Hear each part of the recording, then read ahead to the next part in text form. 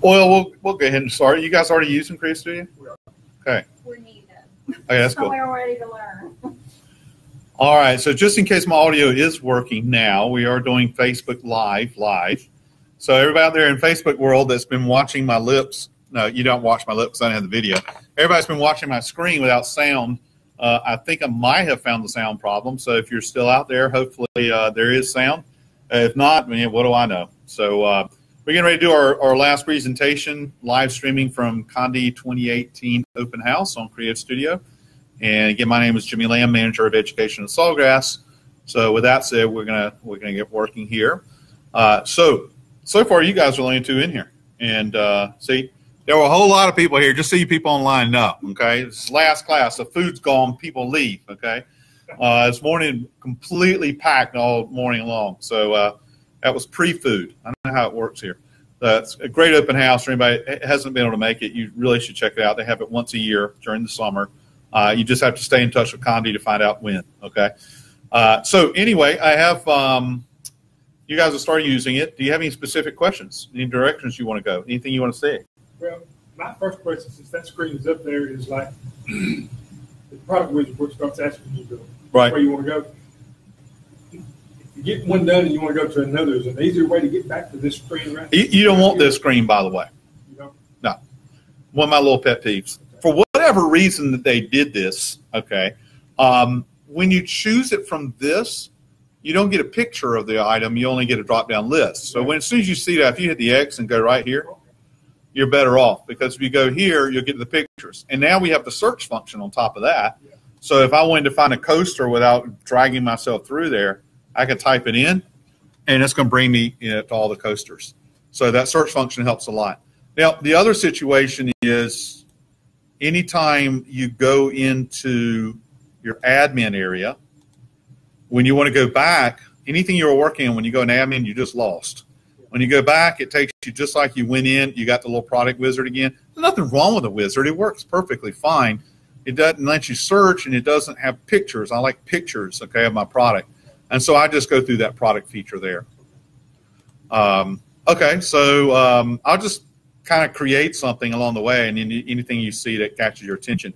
By the way, if you see the yellow stars here, they mean that something new has been added in there. So you understand that the products is all product templates for different products. There's about around 1,300 of them so far, and it keeps growing, obviously, with that. We've made it where you have the subcategories now. So maybe we'll do a specially shaped plaques. See, now I got the picture. I like my picture. And let's do something with the home plate, maybe. So make sure you always put your paper size in there. Always hit that down button and say, what paper am I going to print with here? You're not doing A3, don't worry about it. But sometimes you have a lot of choices, and it helps the system if you choose the right paper, or else you may not print quite how you want. Templates is art templates, okay? So anything that's there is art template. Product is product templates, okay? Images is clip art.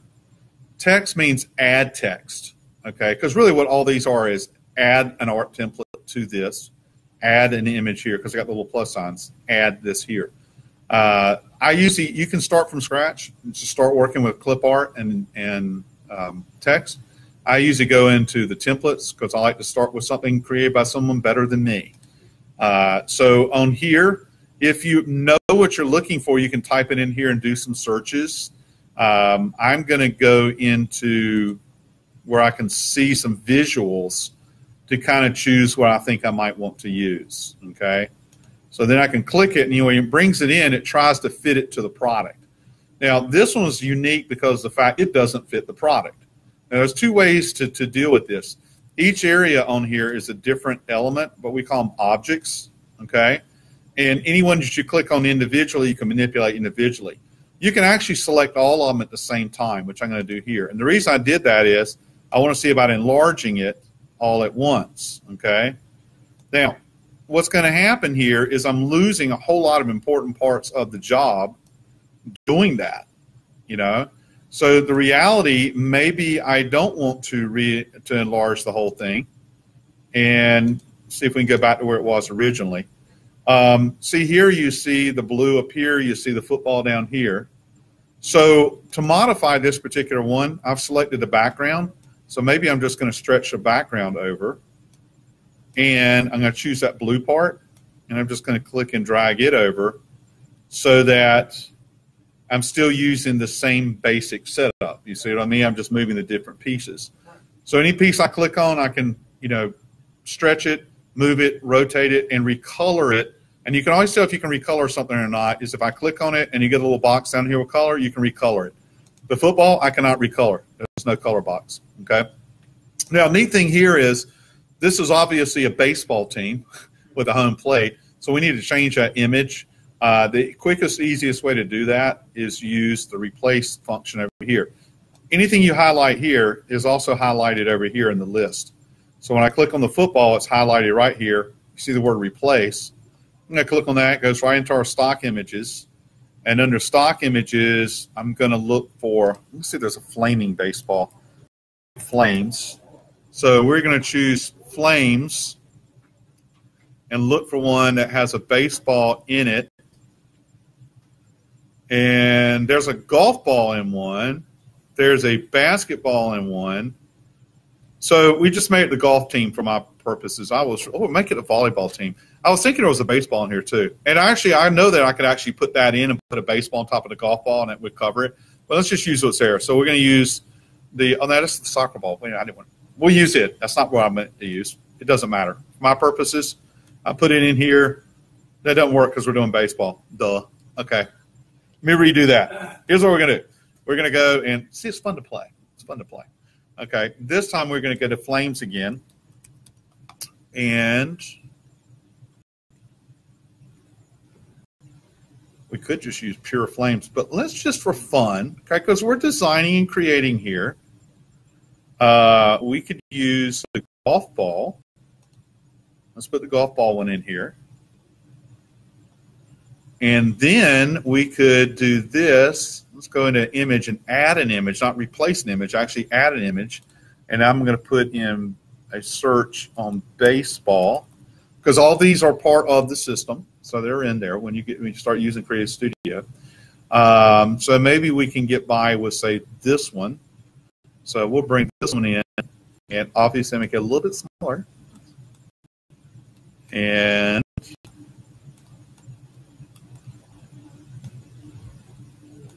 voila. Now I have a flame baseball, okay? So in up here we go and maybe change the school.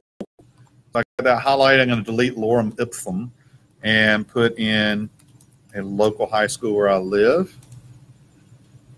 So we can put that in there. If we don't like the font, we can change the font. Fonts are always found under Object, not under Text. Found under Object. So we'll go there and we'll do the text font and maybe something athletic and use this one. Question: Are those fonts a system-driven thing, or are they what I have on my? They're a system-driven thing because they have to have licenses on all of them.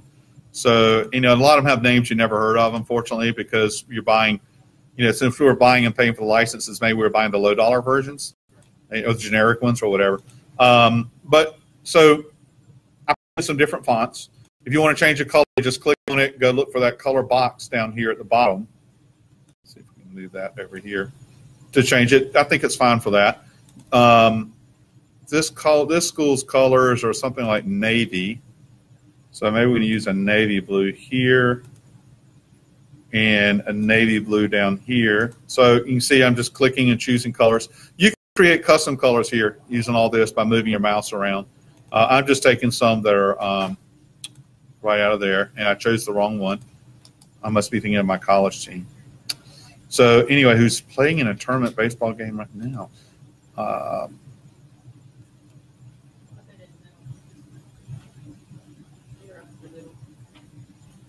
Yeah, thank you. I don't remember their other color. I think it's white, so I think that's perfect. So there you have that. And of course, if you want to fill a bigger area, like, do you want to make that bigger? They were the state champions. You got to figure out kind of what, or maybe you're doing it with a customer, what is important, what they're trying to say. But anyway, so once we have that basic there, one of the cool things we can do is what's called Product Mockup Maker, which I'm going to click here. And what it's going to do is it's going to create a JPEG image that I could send to the customer to look at. And you can see it's got a little shadow down here. It gives it a little three-dimensional. So once you do that, you're just going to download it, save it. You can send it as a proof, send it as an idea. If I was going to send this, I would send multiple things. So I would create maybe a collection of things to commemorate their tournament, and then make a little flyer that I could send as a PDF and their email to them or whatever. So I didn't have to go physically make every one. You know, just put ideas in people's heads, you know, or create images for a website or whatever you want to do. So the mock-up maker has some pretty cool features to it. All right. That's under Zoom? That's under Zoom. Like, we all would figure that, wouldn't we? You know, it's a little tiny arrow right there. Yeah, I've never seen that. Right. So when you get ready to print this, when you print it, it leaves Creative Studio, which is in the cloud, and then comes down to software on your system, which is called Virtuoso Print Manager, or VPM for short. So when we want to go to print, we're going to click print, and what it's going to do is, so we'll call it hybrid, and it's going to save it before it sends it out to print. So we're going to save it. You have centering tools. I was doing it manually. There are centering tools. You can go to the object button and go under object, and you can center horizontally to the design area, vertically. You can center things in relationship to each other just by clicking the different elements, then choosing what centering or alignment function you want to use, and it can move it around for you so you can get perfect alignment. Okay, so I'm going to print it, though I'm not really. And when we print, it's bringing it down, creating a file for our VPM. I got to do multiple clicks because my setup's different. So once you hit print, it pretty much is going to pop up this window right here almost instantly. So when it brings it in, it does. I have mirror as my default, so it is mirrored. That's not Russian. It's mirrored. It's important here because there's color management involved. And when you move an image through your system of design, different things affect the color, so that the color may not come out correctly on the far end. And there's 4 key elements that will affect color for sublimation: the printer, the ink, the paper, and the substrate.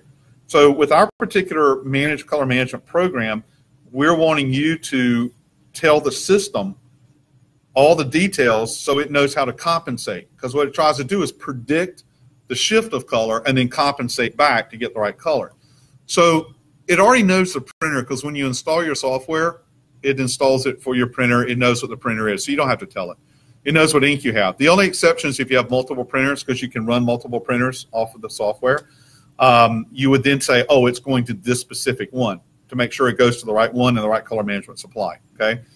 The other 2 things, and really the only 2 you probably have to worry about in most setups, is what's it printing on, and I am using a Unisub substrate, and what brand of paper are we using, okay? Because that can affect the color. So those are important. And then your speed could affect the color. Most people just use high quality for everything, okay? We also have a color tab, where the main thing you want to worry about here is in the color mode, is it photographic? If you're trying to do really vivid colors, or are you trying to do pure graphics, okay? Don't worry too much about all these. I mean, you can see some of our tutorial videos. This is actually a tough tool to use, so I don't really want to show you here. But once you've done it, you hit print, and you go print, and you printed one item. Now, most people like to print more than one item at a time, or, I mean, you can set quantity here. So, I mean, as many as you need to do, you can choose, you know, your quantities of what you're going to do. But a lot of times we're doing smaller items, so we're trying to get multiple items on one page together. And this can help us do that as well. So let me show you a way to do that through Creative Studio. We're back in Creative Studio now, and we're going to go to our admin. So I'm going to click on the admin button, and we go to the jobs folder automatically. Anything you've ever saved for printing is saved here until you delete it, okay? So this happens to be a coaster, and I'm going to choose the coaster, and I'm going to print 6 of these. I got a couple of license plates here, so we're going to print 2 license plates. And we have down, next page, let's do a cell phone cover. We'll just do one of those. It's a personalized product. Next page, let's go find the one we just did. Here's the one we just did. So let's do a few of those. We'll do, say, 4. And I think that's everything I want to use here. I forgot what that was. think it's another coaster. Oh, let's use a clock. Why not? So this is a clock face. So it just looks like a round, cylindrical item. So we got multiple jobs. We actually got 5 different jobs and then multiple pieces within all that.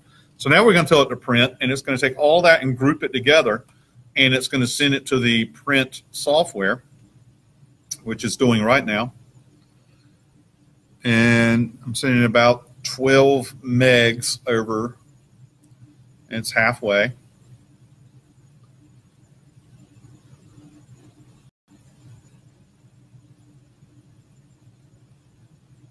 And we're there. So now when we open up the Print Manager, initially it treats it as 1 image per page. Okay, you can see right here we got 14 pages. And if you scroll through the pages to see what's on them, you see that's not really how we want to do it. Okay, so what we're going to do is we're going to apply under the layout. We're going to tell it to perform a layout to better use the paper. So I'm going to click this option here, and what it's going to do is it's going to start rearranging, and now we're down to 2 pages. So that was a big drop. However, we see a red warning over here. Some of the jobs don't fit. Why? Because the page size is 8.5 by 11. Some of the jobs, individual images, are too big. So what I'm going to do is change the paper size, and 8.5 by 11 is probably an SG400. So let's do 8.5 by 14, maximum paper for an SG400. We got more stuff because now we got 4 pages, but we still got a warning. So there's some stuff that's too big for an SG400. If you have an SG400, you're not going to be designing stuff bigger than that, okay? I have an SG800 and the system knows it. 11 by 17 is the default paper size. Now I got all those things, but it's only 7 pages. So see how it's automatically tried to figure out how to group things together to maximize the paper? And you can scroll through to see the different ways. Well, it didn't have anything that would fit there. And unfortunately, that's all it could do there. If you happen to have 13 by 19 capability, just for fun, let's throw that in there, which is, where did they hide that? That's where they did it. They don't really call it 13 by 19. Got 5 pages. Let's see how it arranged on here. And so every time you do it, it has a different arrangement, on how it's done.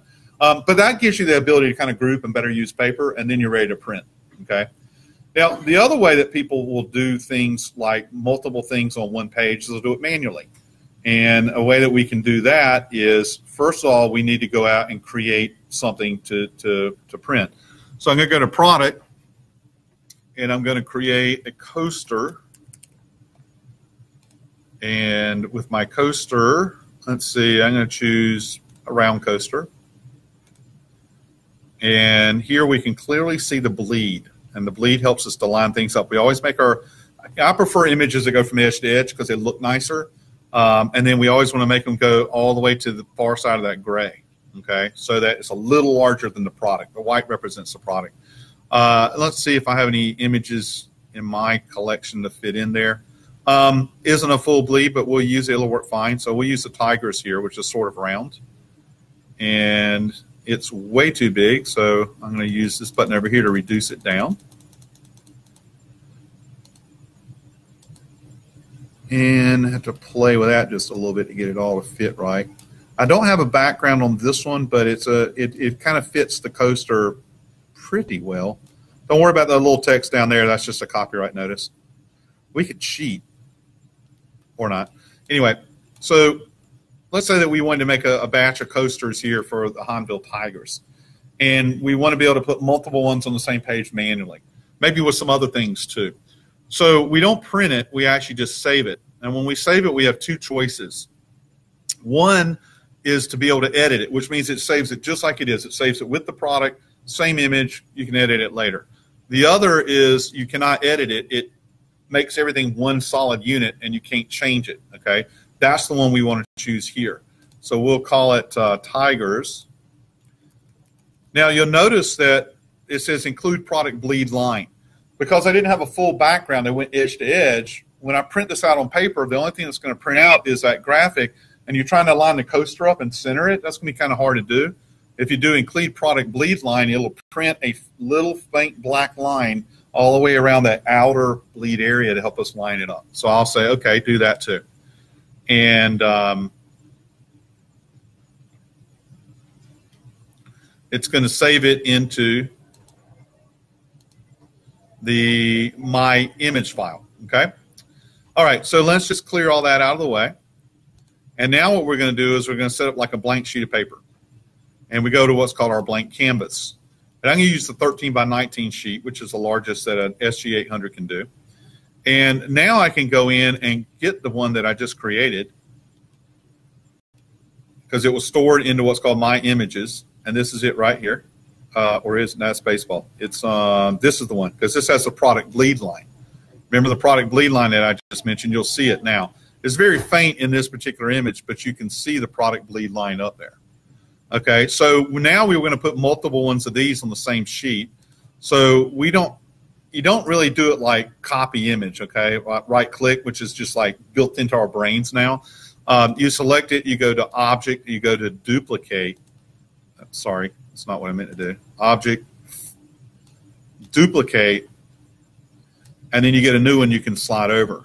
And then you just keep doing duplicate, and I can put like 3 across. Let's space them a little better. Now what I can do is I can actually hold down my shift key and click the other 2 and get one long box. So I can duplicate 3 at once, save a little time, okay? And I can drop them in, and I can keep doing that till I fill up the page. Or if there's something else I wanted to put in here, and I've already created it, and I have it saved under the My Image because it's non-editable. I do have some other coasters. I believe this is a coaster right here. So, I mean, maybe I got a couple of jobs I want to do, and that is not a coaster. I'm trying to remember what that was, but that's too big. So that one's not going to work. Let's put in, it's just to show you that you can put multiple, products in there. Here's another coaster. Let's see if this one fits. Okay. Yeah, there we go. Totally different coaster. But, yes, you can continue and you can fill it all the way up, and then you can go print it. So some people would rather do it manually, and that's how you do it. You have to create each product once, save it, then you can come in and copy and paste them and fill that up until you're done. The final thing I want to touch on here real quick is I'm really big on doing backgrounds. And I think backgrounds add a whole lot to what you do. It adds a lot to the perception of value, okay? It raises the perceived value. So if you were going to, for example, let's do a license plate. And we'll just type in license. Here's our license plate. We'll bring this in.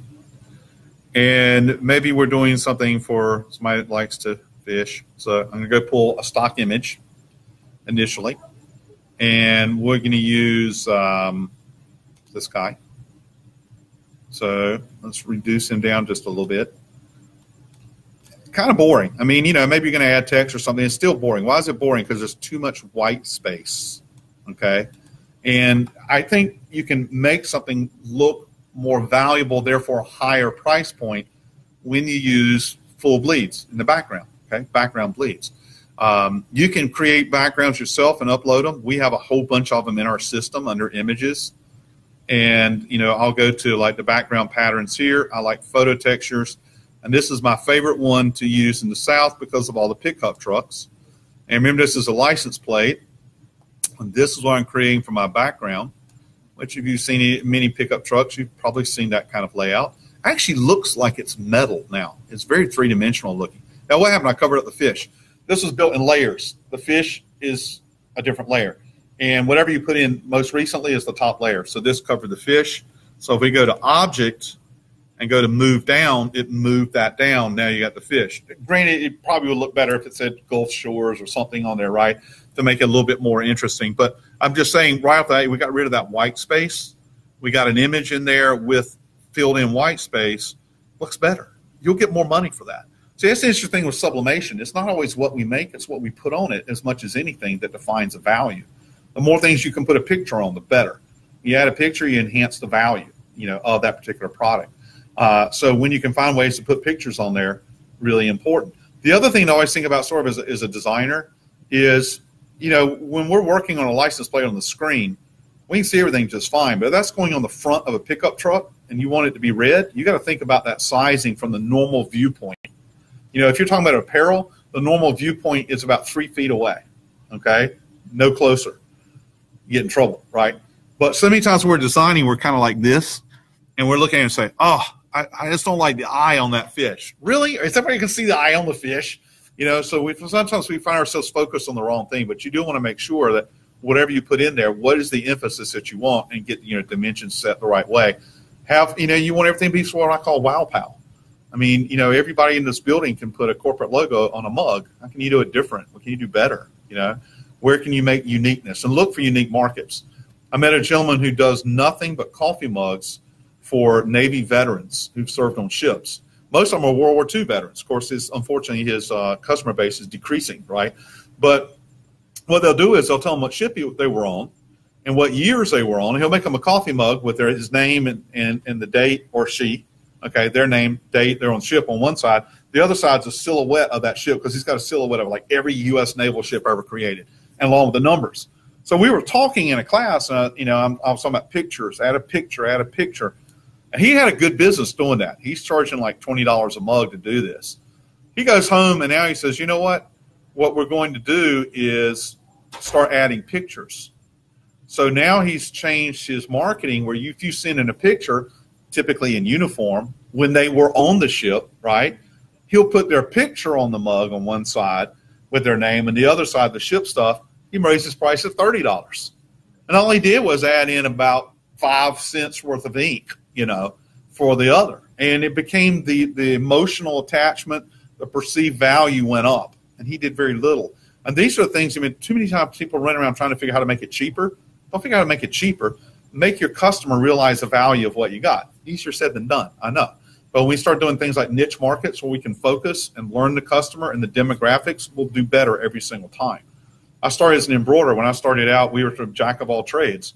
Eventually, everything we did was focus on saltwater fishing, and boating initially. So we created a whole, business on that end of the stuff we did, original designs, everything else. Then we led into tourism on the coast, and we really hit into lighthouses. And we created, a series of shirts that we printed out by the tens of thousands. Well, they weren't printed, in this case, they were sublimated. So much that Walmart called me. Cracker Barrel called me. They were on vacation, saw them in stores, and then tracked us down. So I got invited to Walmart to present, and I realized I could actually make money on the Walmart thing, but it's a lot smaller margin, and I would lose every other customer I had buying the product. So we didn't do Walmart, but I learned a lot about Walmart. Stay away, okay? It was fun, though, kind of interesting. But anyway, in a nutshell, that's what Creative Studio is. Creative Studio was not meant to be super sophisticated. It was meant to be able to creatively and quickly be able to combine graphics, text for specific products. And that's the big key on this thing, is those product templates. Those product templates are what drive the system. And there's over 1,300 product templates, over 13,000 pieces of clip art that come with it at no charge. And on the templates, I think there's about 1,500 templates and 350 fonts, something like that. So there's a tremendous amount of things there. Again, it's online. You can run as many computers to you as you want. You use PC, you can use Mac, you can use iOS, you can use Android. Anything, if you can log into your site, you can use it. The only thing you have to put on a computer is your VPM, and it has to be on the computer attached to your printer. But you can have multiple printers feeding too. So it's pretty versatile. So I'm ending a little bit early because I had to go to the airport. So if you have any questions, get them in fast. Thanks.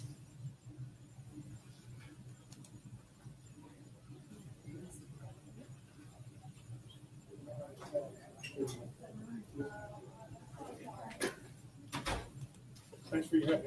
Thanks.